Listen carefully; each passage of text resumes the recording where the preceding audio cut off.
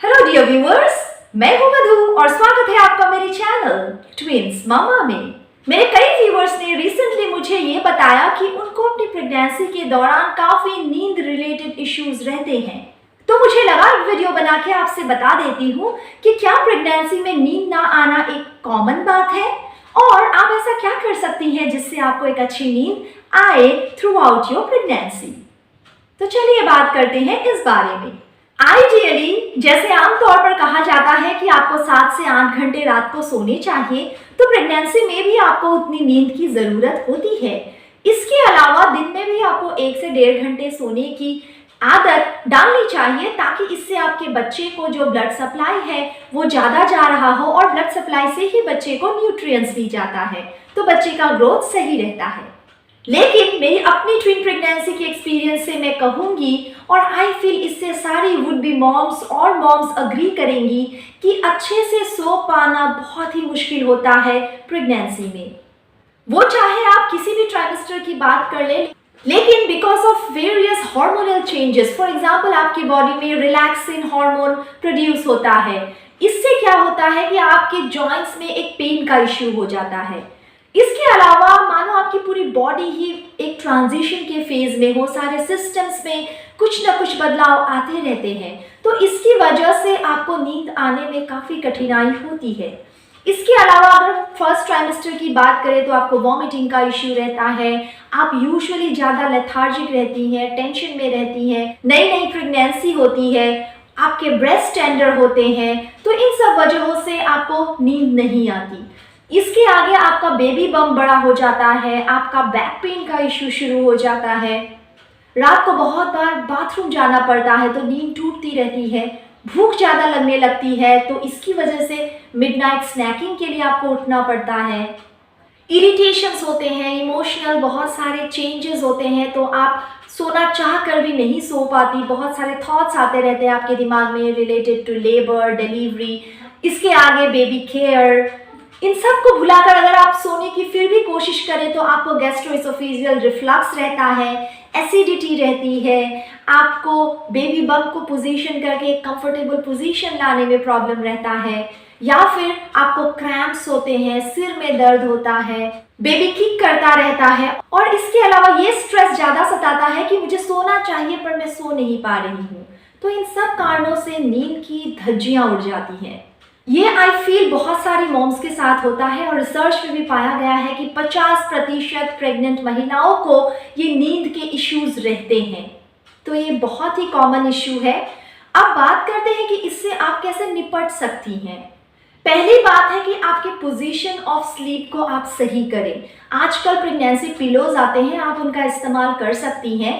मैंने एक वीडियो बनाया हुआ है कि फर्स्ट टाइम मॉम्स को कैसी वरीज होती है, उसमें मैंने कहा था अक्सर क्या होता है महिला को नींद आ भी जाए तो उनके पार्टनर उनको जगा देते हैं कि अरे तुम तो उल्टा सो रही हो या फिर तुम साइड में सो रही हो, बच्चे के ऊपर कुछ दबाव न पड़ जाए, ढंग से सो।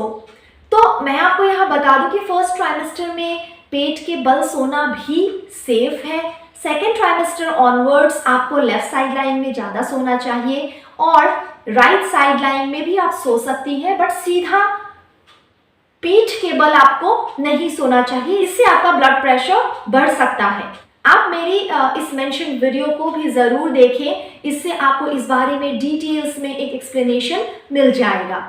इसके अलावा मेरी एक्सपीरियंस रही है कि प्रॉप्ड अप पोजीशन मेरे लिए बहुत सही रहा था। मतलब अभी जैसे मैं बैठी हूँ इसी पोजीशन में थोड़ा रिक्लाइन हो गई और पीठ के पीछे पिलोज रख लिए और पैर को सीधा करके घुटने के नीचे भी पिलो रख दिया और पैर को पूरी तरह कंफर्टेबल उस पोजीशन में रख के मैं ऐसे सोती थी, चाहे वो बेड पे हो या मोस्ट ऑफ द टाइम मैं सोफे पे उस तरह सोती थी।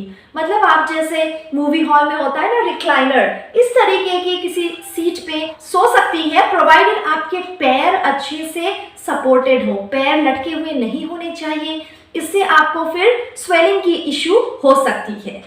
ये पोजीशन बहुत फायदेमंद है क्योंकि इससे आपको जो ब्रीदिंग की समस्याएं होती हैं सीधा लेटने पे या साइड में लेटने में या बेड पे लेटने में, वो नहीं होती।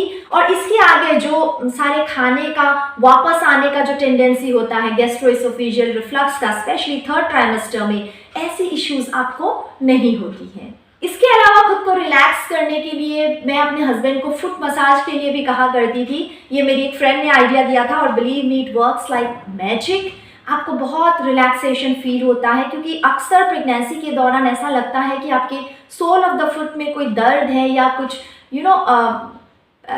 कोई तो सेंसेशन होती है जो कंफर्टेबल नहीं होती। सो अगर आपको आपके हस्बैंड एक फुट मसाज दे देते हैं, यूजुअली हस्बैंड्स काफ़ी केयर करते हैं प्रेगनेंसी के दौरान और वो खुशी होंगे अगर वो आपकी ऐसी कोई मदद कर पाए, तो उनसे मदद मांगिए। थोड़ा सा हेड मसाज या बैक मसाज हल्के हाथों से या फुट मसाज से अगर आप रिलैक्स हो पाए तो आप अच्छे से सो पाएंगी। रिसेंटली मेरी एक व्यूअर ने पूछा था कि क्या वो स्लीपिंग पिल्स ले सकती हैं, तो as such I am not sure about it. अगर आप लेना चाहें तो अपने डॉक्टर से पूछ लें, पर मुझे नहीं लगता इस दौरान आपको कोई भी ऐसी मेडिकेशन लेनी चाहिए। प्रेगनेंसी एक बहुत ही नाजुक सी फेज़ है, तो आप कोशिश कीजिए कि अपने एनवायरनमेंट को ऐसी बनाएं कि आपको नींद आने में सुविधा हो।